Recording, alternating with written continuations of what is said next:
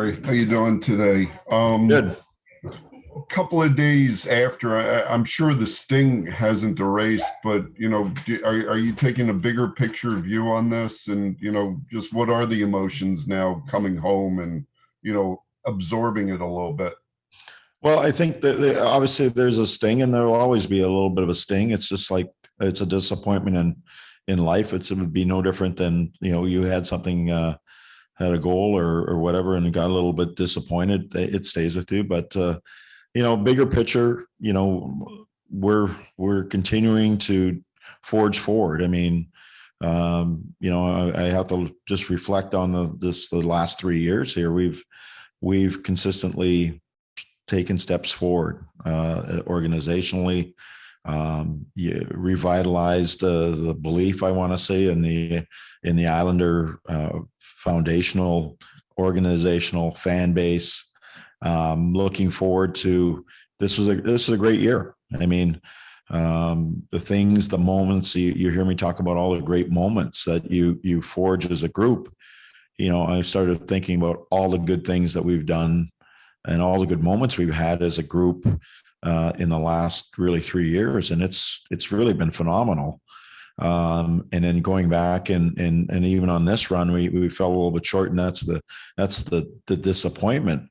But talk about phenomenal moments that we had. I mean, in the Pittsburgh series, winning in overtime and playing a very, very good Pittsburgh team, and the battle with Boston, and the rink, the Colsieum was filling up, and you see the emotion and the belief in our team from within the room, and also outside of the room from the fan base, and the moments we had against the Bruins, and the moments we had against in Tampa. I mean, the game 6. I mean, it doesn't get better than that.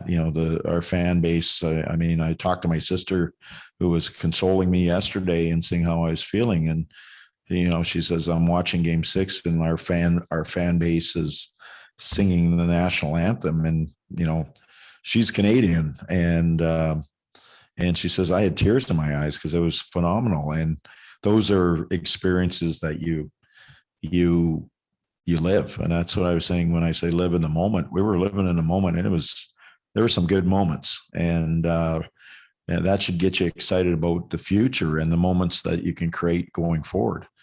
New rank, feel we're being a good organization, a good team, is being able to be consistent year in and year out, and being a threat. And there's only one happy team. I mean, you look back, how many teams right now would have liked to have been the Islanders? There's only 2 teams that maybe wouldn't want to be the Islanders right now, because of the things that we went through, and the moments we've gone through. And that's the futures looks really, really bright that way, because you're starting to have a constant effect of being a threat, and that's what we want to be. And that's, in this business, that's all you can be, is a constant threat to win the Stanley Cup year in and year out. The first step is to making the playoffs, and it's getting harder and harder to do that every year. So, to this point, so far, mission accomplished, but we're not totally accomplished in terms of our end goal. Our end goal is to win a Stanley Cup, and just like the 32 other teams now in the league. So that won't change, but you have to be consistent at it, and I think we're making strides that way. Go ahead, Andrew. Yeah, Barry, I mean, you touched upon this the other day, and I know it's a business, so and it's out of your hands, but is it hard to fathom, the possibility of Casey Cizikas not being around, just because of the identity and everything he's meant to what you're trying to do with this organization? Yeah, no question. Casey's been a big part of this organization for a long time. We don't know where that's going to end up, and I'm not in a position to really answer that. But he brings a great element to our team, and he's an Islander. You know it, and I know it, and he feels it. And like I said, he cut his teeth here. He's a big part of the organization, and the things will work out, and you go forward. No matter what happens, he's had a big piece in what we've done in the last 3 years, and hopefully going forward. Walker near post. Barry, looking back, considering offense was what you guys needed most against Tampa Bay, have you questioned your decision to not put Oliver Wahlstrom back in the lineup? No, I have not. I don't question any decisions, Molly. Actually, if you could sit in the coach's room and know the injuries and all the possibilities, it's easy to play fantasy hockey when you don't have all the information sometimes, and that's part of the business. No, I wouldn't, because we lost 1-0 on a shorthanded goal. Not, so to beat the Tampa Bay Lightning, we weren't going to really, I would say, be able to go and turn it into a track meet and go end to end and try to outscore them. It was going to be the ability to score, which we did in the series. But we had to defend, and we had some people that were, as you'll find out probably eventually, that a lot of people were banged up and hurt, and you had to cover all your bases. So we had a lot of discussion on that, but at the end of the day, we make the decision that we do, and you can't look back. That's the I'll say the weak way to do it. If you don't believe in what you're doing, then don't do what you believe. Barry, you mentioned guys that were banged up, and we'll find out more. Is there anyone that's beyond banged up that needed a little bit more attention going into this offseason? Honestly, I've been in meetings with the staff and with Lou, and the players are going through their assessments. So I'm in no position even to answer that right now. But if there's any information, I'm sure you'll get it. And honestly, I can't answer that because I have not even made it downstairs yet. And Barry, Lane Lambert's name has kind of been tossed around again, and you guys had such another long run to maybe kind of keep him from being in the mix for some jobs right away. Do you feel like, I feel like we have asked you this a lot, but is he ready to take that next step? Oh yeah, absolutely. He does. Absolutely, he's fantastic hockey person, and any success that we've had, Lane's a huge part of it. I trust him. He's sharp. He's more than ready for sure. Brian Compton, NHL.com. Barry, thanks for everything this year. It's much appreciated with all these Zooms and everything else. Just seeing Matthew's reaction after Game 7. Is he a leader on this hockey team now? And just how much has he matured with these runs? Thank you. Well, he continues to evolve into, when you ask that, is he a leader? He's part of the leadership group. Anders Lee is our captain, and he's the leader. And I think you asked me this question before.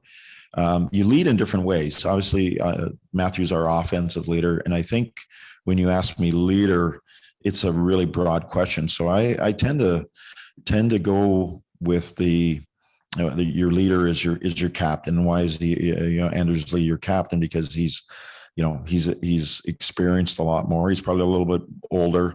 Probably that point of dealing with children and a wife and all that. Matthew's not quite there, but he's a leader in so many other areas because he's not married. He doesn't have children or anything. And that's part of the leadership, because you have to understand how your whole dressing room sort of lives and the emotions that go with all those things. And just Matthew's getting really close, like on the ice, he's one of our leaders, no question. But when you ask me leadership is the whole package. And every year he's that whole package. Is, if you take a round circle, he started as half a circle, and now he's continuing to work all the way and be more rounded, and So yeah, he's part of the leadership group. One of the leaders, yes. But to me, still Leasy is our leader. If I'm answering that, hopefully you're not reading into anything like that. There's nothing to read into. I'm just trying to explain it from a coaching standpoint. You have to really have all those experiences to understand all the intrinsic things that leadership entails. Because one of the things I found, and I see it, is that people tend to go, this is your best player, or this is your most talented player, and they give it to the player because he's skilled, but not because he's experienced and knows what to say, how to act, how to, manage group. Leadership's about taking care of the whole group. And it takes a certain maturity level to understand that. And that's where I think some young guys fail, because and it's not their fault. They're just, they haven't had the experiences. But I'll tell you what, I've seen a growth in Mathew in really in the playoffs. He's grown. I mean, I thought he had a terrific playoff for us, in so many ways. And he fought through some stuff early. Remember, he got off to a slow start, and then he started understanding the different pressures and doing that. So yes, leadership, yes. I guess he's going to have to get married and have kids, and a couple maybe of a Stanley Cup final, and then I would say absolutely 100%. Your best news day. You said after the game that you're built differently than Tampa, but do you need a little more elite scoring punch moving forward, particularly to pair with Barzal? Well, that question, when I think Larry asked that to me after the game, it was a good question, and it was a hard question in an emotional situation. And I would say this, after taking a step back, if we would have won that game 1-0, you wouldn't even ask me this question. So when I was trying to say is, we're built a little different, and we may have to win a little different. But if we would have won that game 1-0, this question wouldn't even be a question. So yeah, can we use a little bit more scoring? Absolutely. Could we use a little bit more of this? Absolutely. Whatever you ask me, I'll say yes, because the more that you have of everything, the better you're equipped to go deep or win. So, but from our standpoint, it's like when we're playing the Tampa Bay Lightning, I can't match up with Kucherov and Stamkos on maybe pure scoring, in terms of that, and therefore we have to do it in a little different way. So we do it by a little bit more of a committee way versus maybe it's the power play, which they are very good at. So you want all the pieces. Sure, I'd want the Canadian Olympic team or the U.S. Olympic team to be the team during the regular season, but it's not reality. So you build your teams with the personnel that you have, with the pieces that you have, and keep trying to add it to the foundational stuff that your team has, and then win with it. And that's what we try to do. And the hope and pray that we've got a great development program with our young guys. I think, obviously, looking forward, a guy like Oliver Wahlstrom hopefully can be a top end scorer in this league. And, Noah Dobson will grow to be an elite defenseman in this league. So we just have to go with that in terms of what we're trying to do. And I'll take as much of everything if you want to give it. But I remember that question that Larry asked me, and then you sit back and you go, we'd have won that game with nothing. That question's not even asked. But I understand why you ask it, because you fall a little bit short. So, but the reality is we take the players that we have, and we love the players that we have, and that I don't think that's in doubt, and especially in my mind, and it shouldn't be in anybody's. And we try to win with it. And the biggest disappointment is we just fell a little bit short.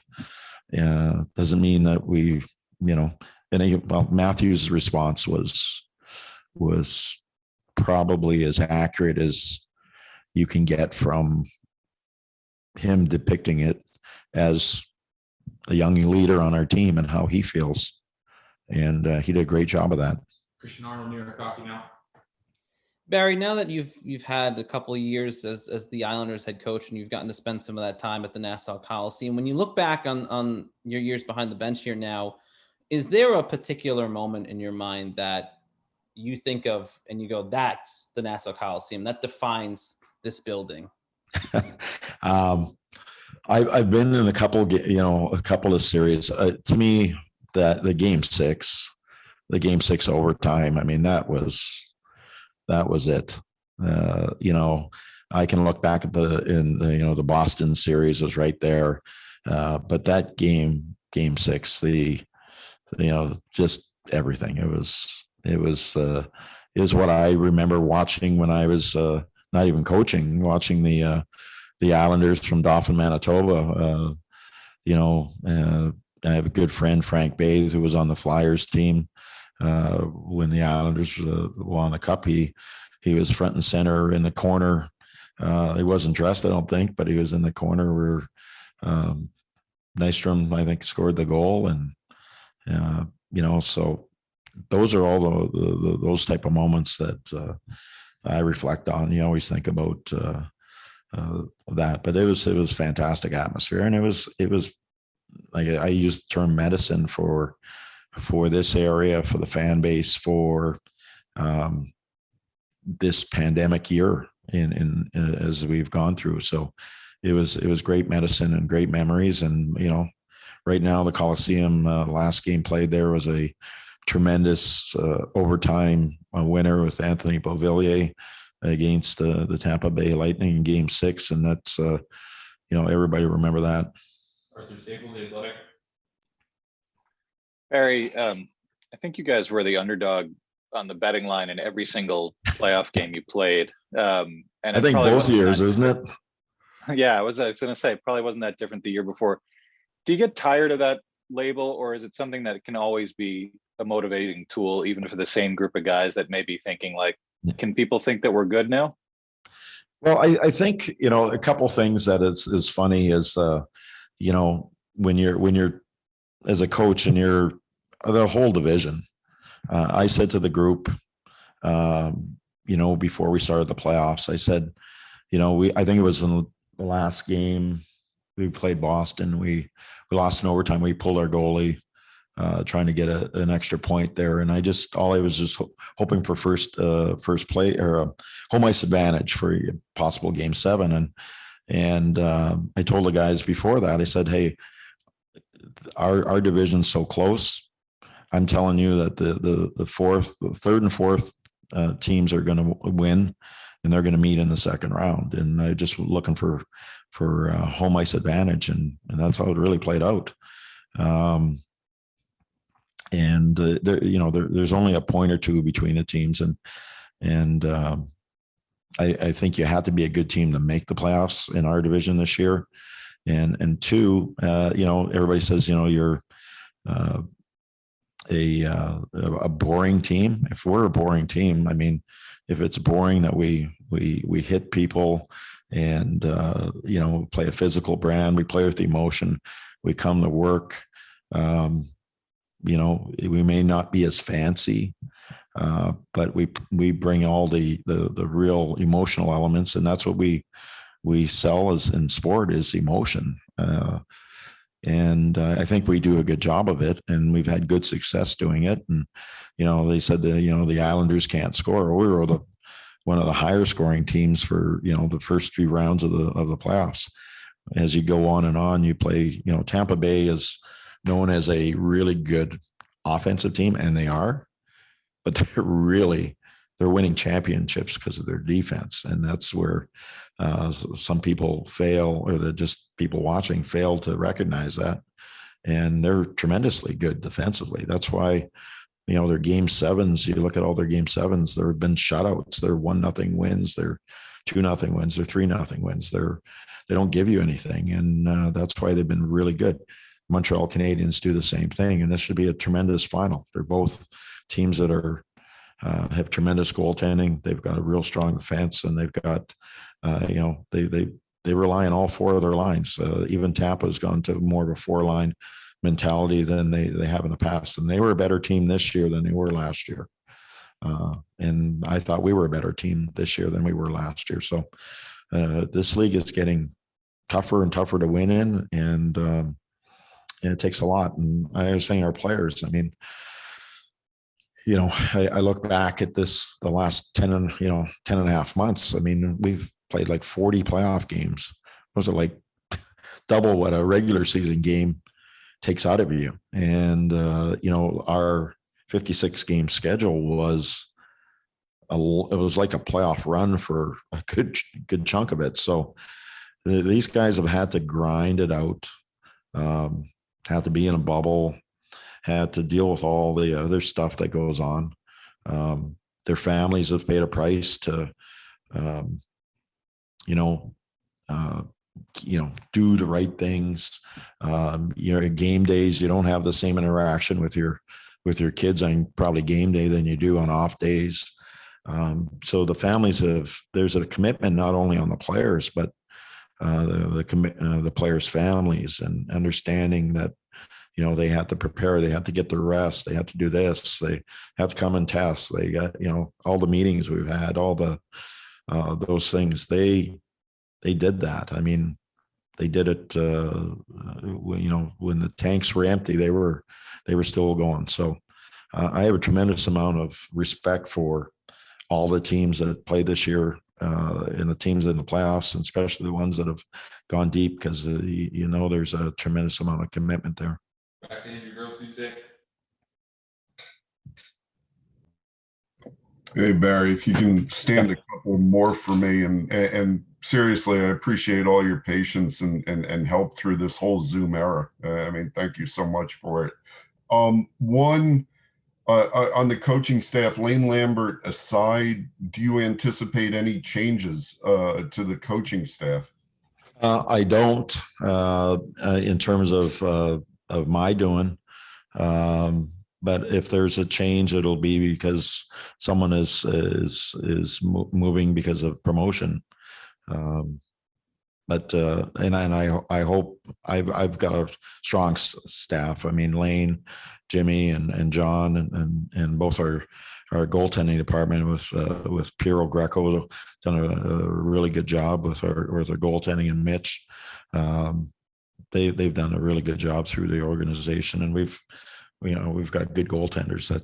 That helps for sure. So right through our organization, this group is committed to winning. And then just you talk about the COVID era. What can the impact be, just hockey wise?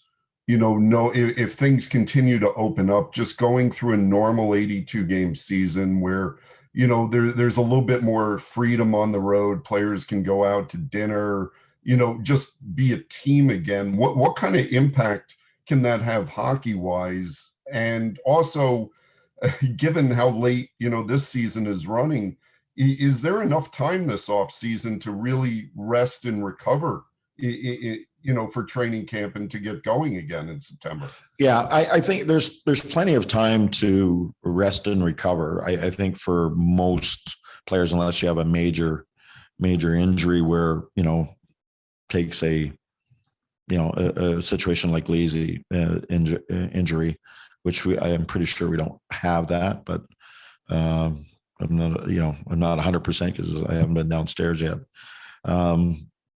But it'll probably be more of the emotional thing. Can you get it cranked up, to do another 82 games? It'll be strange to play 82 games. I mean, and it's going to be a lot different, but I think it'll be refreshing I'll say for our team. Hopefully it's refreshing, and they take that attitude and the teams that have gone far. Tampa's been in the same bubble we have for pretty well the same time. They're going to go a little farther, but I think us and Tampa have played the most games, playoff games in the last 2 years. So we've been in part of that bubble, and then we had to play that play-in round too, which essentially was a playoff series that I don't think they count that, but you had to go in there as a playoff series because you had to get through that to, get seeded. So I think I'm hoping it'll be refreshing. I think Belmont should be refreshing. It's got to be exciting. It's a fantastic facility, fantastic location.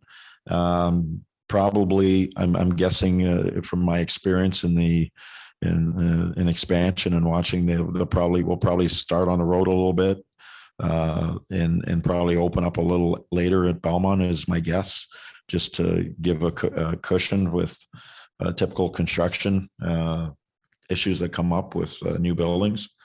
And we'll have to be ready for it. So hopefully we take it as a real positive, that it's refreshing, that things are opening up, and it'll be refreshing to sort of close a chapter on one of the greatest old buildings left in the league, and open up maybe the grandest building in the league now. That should hopefully energize not only myself, the players and the fan base as well, because right now we're feeling disappointed, but we feel that there's momentum in terms of organizationally, and I hope our fan base, I think they do. And then, we finally, after I don't know how many years of finding out where we're going to play for a long time, it's not going to be at Barclays. It's not going to be obviously at the Colsieum, but it's going to go to Belmont, which is going to be, I think, state of the art, and it's going to be fun. I'm looking forward to the end zone. Our fans on the end zone with the flags and the cheering and all that, and our job is to put a good team out there so that they can enjoy what they're doing and enjoy us, and hopefully together we can win a Stanley Cup. Last two questions here, Brian Compton, NHL.com. Barry, how do you evaluate the way Kyle played in Anders' place there? And if, you're obviously going to get Anders back at the start of next year, and if Lou can somehow work it so Kyle can come back, that would give you the extra scoring punch that everybody's asking about, right? Yeah. We'll get Wally and Palms and Zage did a really good job coming in. I mean, God, it must have been tough for a couple of Devils to play for the Islanders, and especially a guy like Zage. I think I'm the first coach that sat him out, and he's played 1,000 games in the league, and I'm sitting him out. And he's trying to fit in, and they're such a quality person, both of them. They fit in great. We're looking for a little bit of punch in the playoffs. They did that. Looking for dependability and penalty killing and just the veteran stuff that Zage brings as a captain material. He and his compete and all that, they fit in great. And if Lou was able to do that'd be fantastic.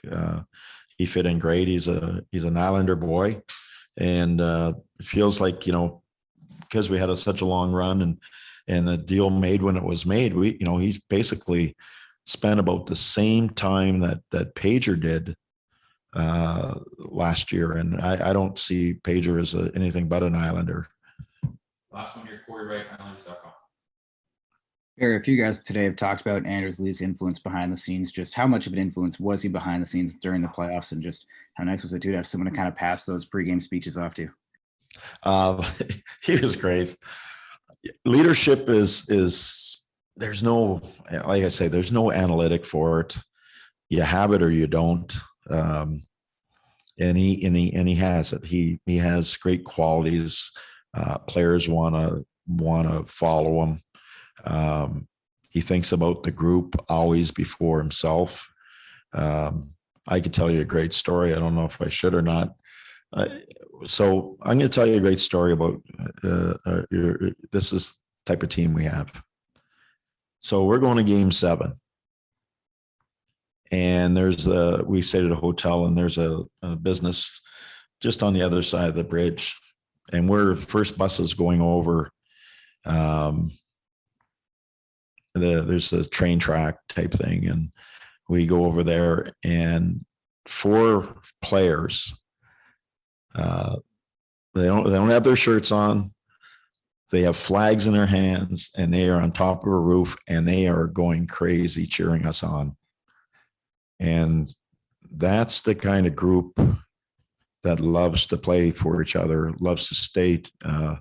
And it was fantastic as a leader. Leezy was the center of that, and he was making sure that that as a leader he had their back, and that was really important. So he does a lot of those little things that are great for breaking the ice, for understanding that this guy will go to war with you, that type of thing. That's something that you can't put a number on, and he's got that quality. And we really missed him in the playoffs. I mean, he could have been a real, I'll say, an X factor that we just didn't get a chance to see. But I'll tell you what, the way he worked and all that, it just tells you that how much he cared for that group.